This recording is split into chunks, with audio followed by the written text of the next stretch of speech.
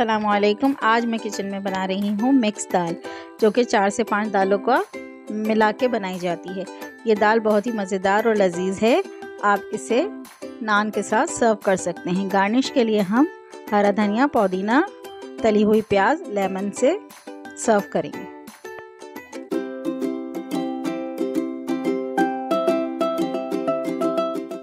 ये दाल मैंने 2 घंटे पहले भिगो के रखी थी।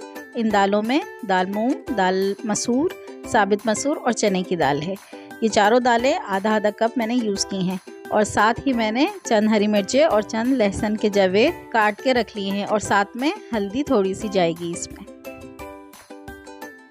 ये दाल जो भीगी हुई थी इसे पैन में चढ़ा दिया है। अब इसे पकने दीजिए हल्दी नमक के साथ। साथ ही हमने लहसुन और हरी मिर्च का इस्तेमाल भी किया है। इसे अच्छे से गलने तक पकाइए।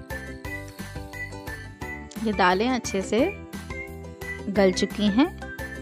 गलने के बाद आप एक बार चेक कर लीजिए कि चने की दाल भी गल चुकी है, क्योंकि वो ज़रा थोड़ी देर लगाती है। इसके बाद आप इसे घोट लीजिए। अब ये तमाम दालें अच्छे से घोट ली हैं। चिकन क्यूब्स और कुटी मिर्च इसमें शामिल कर रही हूँ।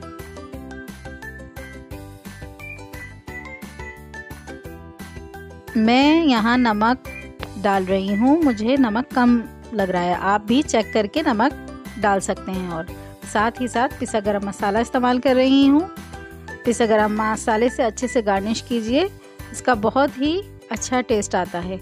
और साथ में मैं क्रीम डाल रही हूँ। मैंने यहाँ क्रीम मिल्क पैक की यूज़ की है, आप कोई भी क्रीम यूज़ कर सकते हैं। इसको अच्छे से मिक्स कीजिए और फ्लेम को बंद कीजिए। साथ ही हम भगार का सामान रेडी करेंगे। भगार का सामान कुछ यूँ है: प्याज, गोल मिर्च, कड़ी पत्ता, ज़ीरा और अदरक। तेल गरम हो जाने के बाद प्याज डालिए। प्याज को गोल्डन ब्राउन होने तक फ्राई कीजिए।